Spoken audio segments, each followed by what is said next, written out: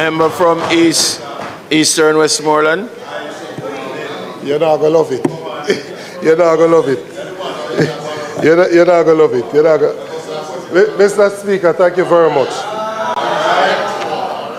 I sat, Mr. Speaker, and I wasn't necessarily minded to say anything. However, when I listened to the blatant hypocrisy that was coming from that side, it compelled me to my feet to make a contribution to this bill. Now, if we're listening to this conversation, the first thing that we're hearing is that if we did not do this, we would have to increase taxes.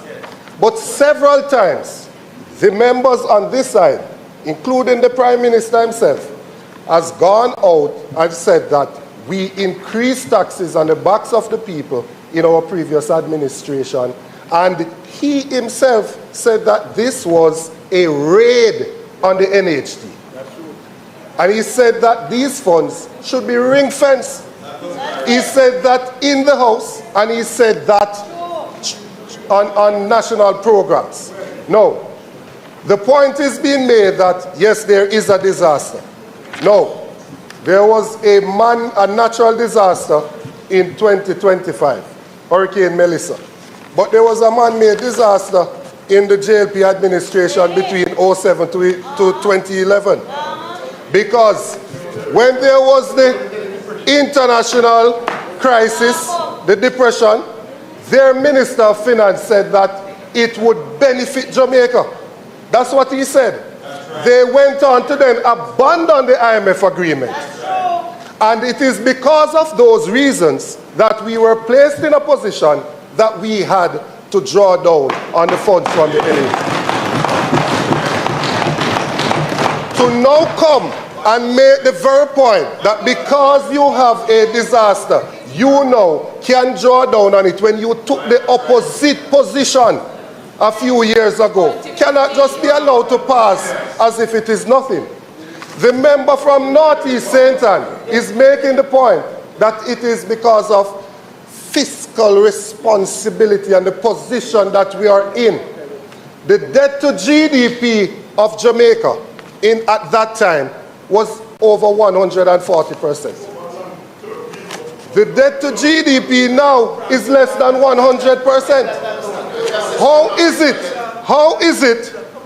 it that they complained at that time when the debt to GDP was over 140 to say that this was irresponsible and should not be done? But now when the debt to GDP is down way less than 100, all of a sudden it is now the fiscal responsibility to do. That level of hypocrisy cannot be allowed to stand. The next point, Mr. Speaker, that is being made, that, oh, this is because of Melissa. This has been going on for 10 long years. Melissa was 2025. This has been going on from 2016. So the government cannot be allowed to just come to the parliament and to totally ignore the total tribal statements that they made before, unpatriotic statements when they placed the country in a precarious position and we had to beg to restore Jamaica's reputation. They can't come now to ignore that and suggest that all of a sudden what they are doing is the responsible thing. They are being hypocritical. Now, Mr. Speaker, I heard a few things being said here today. The Prime Minister said that they're not ignoring the law. Who was ignoring the law back then when he was carried on?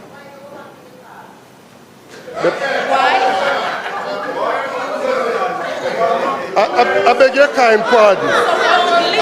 I beg your kind pardon. I beg your kind pardon. Mr. Speaker. Mr. Speaker. No. The Prime Minister said that the leader of opposition is willing to put the country at risk because of ego. What was the leader of opposition in 2013 doing when he was opposing here, when he was supporting court action against it, when he was doing everything to ensure that we could not withdraw the funds from NHT, and at that time the debt to GDP was much worse than what it is now. Was it ego that he was putting the country at risk for them? Was he putting the country at risk for ego at that time? That level of hypocrisy, PM, is palpable. Palpable. No. I learned that in medical school in 2003, sir. Thank you very much. Thank you very much. Now, the Prime Minister went on to say that we do not have a demand problem. Whole heap of people want houses. As a matter of fact, 150,000. I am paraphrasing for the member there that is not familiar with the English language. I am not yielding for that. The essence of the Prime Minister's point is that we do not have a demand problem. There is no point of order. There is no point of order. Member, you cannot determine that. It's not for you to determine. It's not for you to determine. Allow me to hear. It's not for you to determine. What is the... Member, your point of order. Yeah.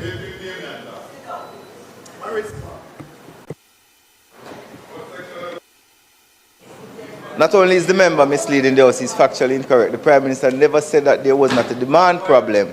What the Prime Minister said is that even if we wanted to spend the over $100 billion that we were needed to spend to build houses, we did not have the capacity to do it. So he's not being factually correct in saying that the Prime Minister said there wasn't a demand problem. So he's misleading the House.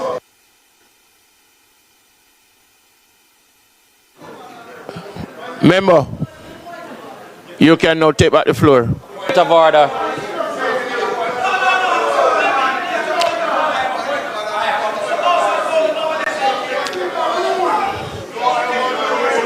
You're telling me that you're taking a point of order on a point of order. No. Continue with the presentation. Mr. Speaker, the member is not listening to his leader, because the Prime Minister made the point in trying to position the argument in a basic economic principle of demand and supply. He said that Jamaica does not have a demand problem. There's a need for 150,000 houses. Jamaica has a supply problem. That is what he said. So that member should listen to the Prime Minister when he's speaking. No. I am saying, if there is a supply problem where we are short 150,000 houses, who could help to increase that supply to the market? Who? If we make an intelligent guess, could the National Housing Trust actually play a role in putting those, in increasing those supply to the market? Absolutely yes is the answer. No. The Prime Minister went on to say, Mr. Speaker, the Prime Minister went on to say that there are issues, and the member from North East Centre said it, there are issues that would cause them not to be able to build the houses. One, land issues.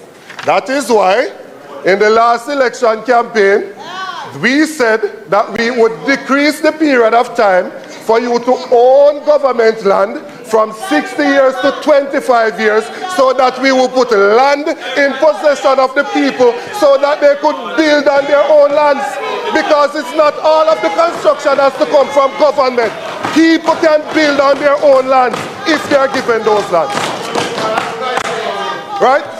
And the members opposite confuse the public in saying, here goes the PNP, they want to take away your land. Not telling the public that the current time for private land is actually 12 years. And that the period being proposed by the opposition was twice the period for the private land, and it was in relation to government-owned land. Mischief.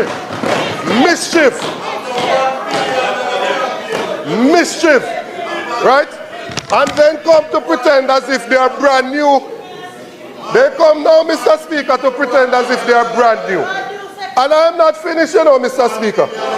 Because the Prime Minister went on to say, even if we had all the money, we still couldn't build the houses because we don't have the contractors. But a few weeks ago, Mr. Speaker, I was told here that NARA would fix all of these problems. So I want to know now, how is it that even with all of the money, we can't rebuild the houses for the people down in Eastern Westmoreland? How is it that we still cannot build the houses for the people in Eastern Westmoreland? No. You had your chance. You had your chance. No, you had your chance. I listened to you. You had your chance. I listened to you. No, Mr. Speaker, there are some persons who contribute to the National Housing Trust. And when they make their contribution, Mr. Speaker, and they apply, they tell them that they do not qualify. Well, Mr. Speaker, in Jamaica, especially in rural Jamaica when we're growing up, and if you're growing up in poverty, we have a thing named partner. And the basic rule of partner, comrade, forgive me. Remember me, the basic rule, no, that would be a misnomer. The member from Southwest Central, the basic rule of partner is that if you throw a hand, you must get a draw. If you throw a hand, you must get a draw. It's a basic rule of the partner system. Therefore, seeing that the contribution to the NHT is mandatory, it is mandatory. Persons who are employed are not asked to make the contribution. It is mandatory. It is taken out of their salaries automatically. And if they make that mandatory contribution, every single contributor to the NHT should stand to get a benefit from the NHT. So, Mr. Speaker, when you have constituencies like Western Westmoreland, Central Westmoreland, Eastern and Western Hanover, South St. James, Northeast St. Elizabeth, even Southwest St. Elizabeth, because some of the members here can't talk for their constituency, you know. They can't speak up. Northwest St. Elizabeth and other places where the devastation is so severe. You have members there that are making contribution and don't stand to get a benefit. I work in a hospital. As a doctor, I stand to get a benefit from NHT, and when the porter goes to apply, he's told that he's not qualified. So the doctor who earns more and is in a better position qualifies, but the porter who is at the lower end is the one that doesn't qualify to get a benefit. Meaning that we would be using the poorer people to subsidize the richer people in the system. That cannot continue to operate in that way. And that is a fact. Any member here that doesn't know that that is happening is not on the ground in their constituency. No. These members of my constituency whose houses have been destroyed, you know what we were told, Mr. Speaker? You know what we were told? We were told that over 1,000 residents from Eastern Westmoreland still cannot get electricity. And we were told that 40% of that, over 400 people, are not in a position to receive it because their homes have been totally destroyed. I am saying, if there is a surplus of funds within the National Housing Trust, and there is a deficit of housing in the country, if you want to do other things, let me say I'm not commenting on that right now, others will, but I'm commenting on the housing part of it. How is it that there is a surplus of funds within an agency that is supposed to be dealing with housing? We have our brothers and sisters suffering out there with tarpaulin over their houses. People in the tourism sector who get 6 pieces of wood, 6 piece of zinc, 3 bag of nail, and don't get nothing else. How is it that we are comfortable with those persons in that precarious position, and we have a surplus that we decide that we are going to use it for budgetary support? I am not spreading any misinformation. I am speaking of a presentation that I saw, and Minister, please, Minister, please, Minister, please. Everyone is a leader. Minister, please. The issue, Mr. Speaker, I just want you to stop for a second, and I want you to think that these persons, because we're saying this is because of Melissa, you know, and that has been my fundamental problem here, you know, with the NARA legislation and with this. There are 15 minutes remaining on the clock, man. Right? It has been my fundamental problem. That when a Category 5 hurricane makes landfall in a constituency, and that constituency, the entire constituency suffers damage from a Category 5. It did not break in Eastern Westmoreland. The entire constituency of Eastern Westmoreland suffered from a Category 5 hurricane. That is the reason why everybody else is celebrating that they have electricity fully restored, but I have 400 people who don't even qualify to get it restored because there's no building to put it on. That is the reason. When I come here, I am talking on behalf. What do you mean wrap up when I have 14 minutes to go? There's the time. No, you're standing order, Mr. Speaker. Each member has 30 minutes to contribute. Each member has 30 minutes. There's the time. You can't be telling me to wrap up when I have 14 minutes on the clock. What is really going on here? What is really going on here? I am not here on my own behalf, you know, sir. I am here because of the privilege afforded to me by the people of Eastern Westmoreland. And had it been for you and other members there, I wouldn't be here. So when I come here, I'm not here to please you because you came there to campaign so that I wouldn't reach here. So I'm not here because of you. I am here despite of you. Right? So I am going to speak on behalf of my people who sent me here. Right? No. This is my third term in here, and it's your third. Don't fly past your nest. Don't fly past your nest. It's your third term in here. Right? Mr. Speaker, the people who have suffered from the damage of the hurricane that are still living on a tarpaulin, and I invite the members opposite to take a drive through the constituency of Eastern Westmoreland. Two times the PM has been there. 2 times. Right? Now, if you take a drive through the constituency of Eastern Westmoreland, approximately 40% of the houses still have tarpaulin on them. When I hear these grand things about how much we have recovered, I don't see it, you know. Because there are areas that I go to that still look like the day after the hurricane. It still looks like the day after the hurricane. You still have people that are living on a tarpaulin. You still have children that go to school, the lower grades Monday to Wednesday and the upper grade Thursday to Friday. That is the reality of what is taking place there.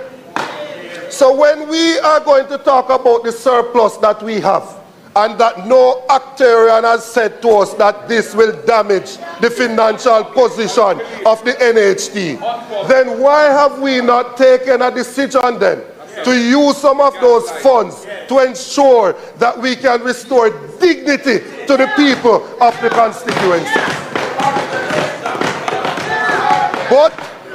But for the grace of God, it could have been any one of us. But for the grace of God, it could have been any one of us that would have suffered that damage. It is our duty and our responsibility to ensure that we do justice to those people who have suffered the damage. And so, Mr. Speaker, until the day when I hear of some meaningful assistance to the people of Eastern Westmoreland, I will never stop speaking. All right, so we got the response from Dayton Campbell. He's a member of parliament for Westmoreland Eastern constituency. He made a full response calling out the government's hypocrisy on the usage of the National Housing Trust. Now, I'm going to do a response video with this afterwards, so stay tuned. Later on today, I'll be uploading my response video to this because there are some issues that I found that I wanted to highlight. So stay tuned for that. And always remember, please never forget that your independence is the foundation of your liberation. Thank you very much.